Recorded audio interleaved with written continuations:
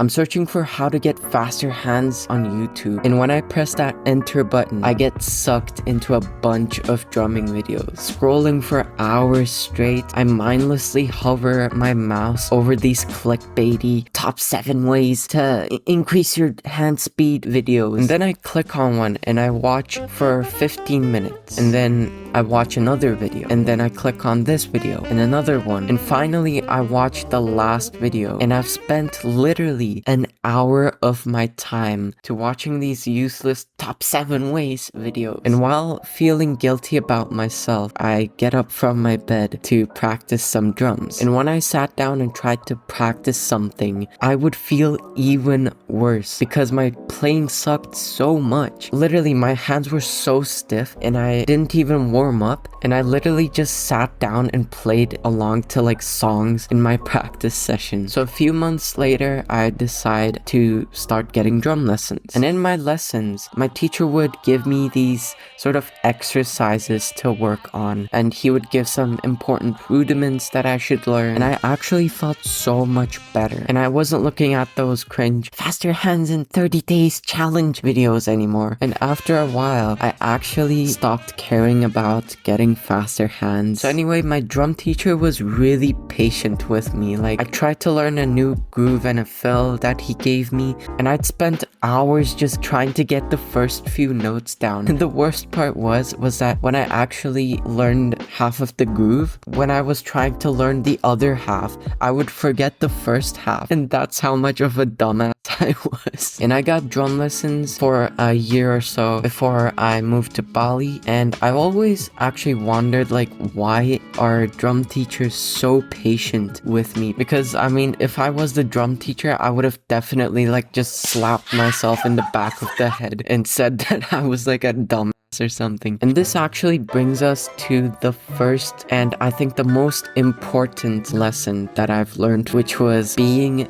patient. Now, I always heard this tip and I thought that this was, you know, like bullshit and wishy-washy and stuff. But if I could just go back in time and meet that dumbass version of myself who spent his practice sessions looking at useless drum content, I would put his phone down, I would slap him in his chubby face, say to him like, be fucking patient, because it doesn't take 2 hours, 2 days, or even 2 weeks to get, you know, faster hands or better chops. It takes 2 fucking years to do. Oh yeah, speaking of 2 years. 2 years ago, I'm running to my drum lesson and I'm late as usual again. And I'm rushing towards the little music store in the mall. And I'm running up the escalators and stuff because I was like 10 minutes late or something. And I get there and my drum teacher's already there just waiting for me. There was one conversation in this drum lesson that really changed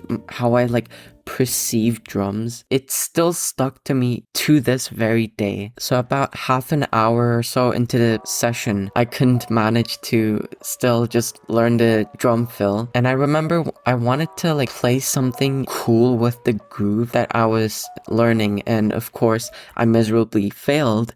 But then I asked my drum teacher, like, why can't I actually play what I want in my head? My drum teacher goes silent for a moment and he goes, you know why? And I'm like, And he's like, it's because you haven't practiced your rudiments enough. And when I first heard this, I was like, okay, well, one, how does he know that I don't practice my rudiments enough? Does he track my IP address or some shit? And two, how does practicing your rudiments really like help your creativity in drums, bro? So to answer the second question, because I can't really answer the first one, let me give you an analogy. And don't skip this part, bro, because I know you will. This is a really, really important part. So imagine your rudiments are like letters, and these letters are the building blocks for your words. And with words, you can make sentences like in drumming, for example, or fills. Now, in this case, I mentioned that I couldn't really be creative on drums, right? Which simply means that I didn't have enough letters in my alphabet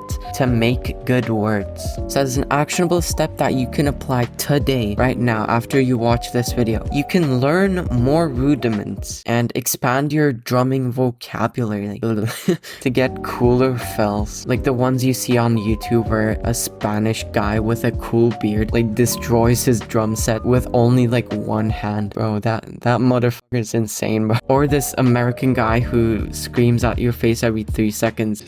Yeah! And is addicted to chops.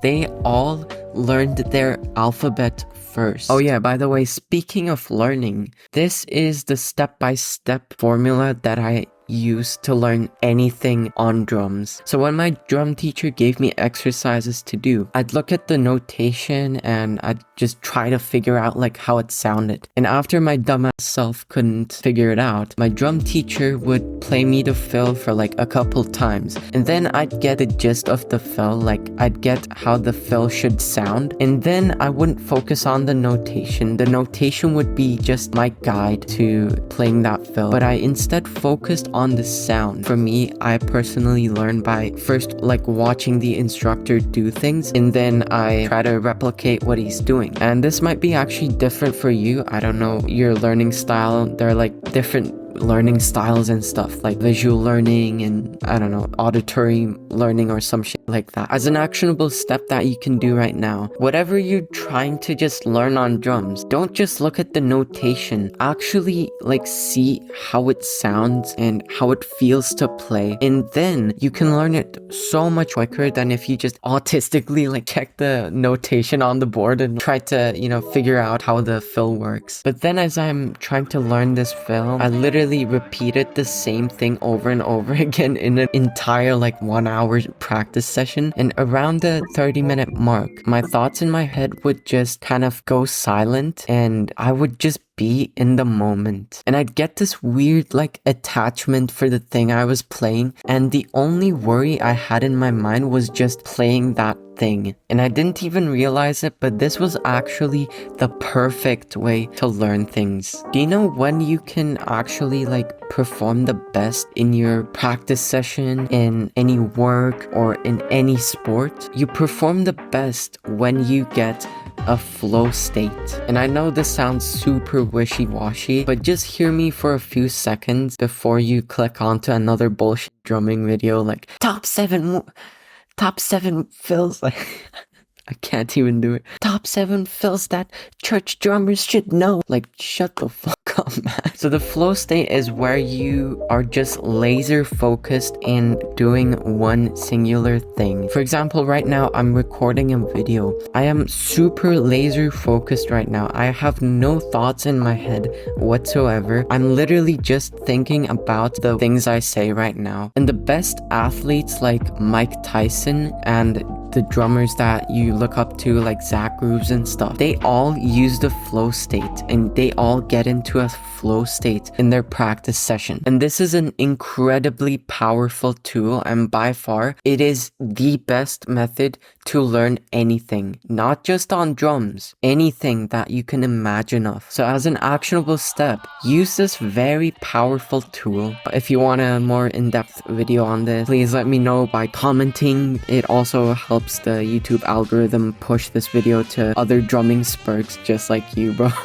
So to get in the flow state, I found that you just need to repeat the same exercise over and over again without getting distracted until around like 30 minutes or so. There will be no thoughts in your head and all you're focusing on is just playing that thing on drums. And after all my years I've spent on drum lessons before going to Bali, the final thing my drum teacher said to me was, as long as you keep learning and improving on your drumming and you watch the, drumming videos and you're super excited about drumming, no one can stop you from becoming that drummer that you look up to, bro. Oh my god. I know it sounds very wishy-washy, but like it is actually the truth. Anyway, have a lovely day, bro. I'll see you in the next video, and I hope these lessons really helped you because it did for me. So that's what I wanted to share today.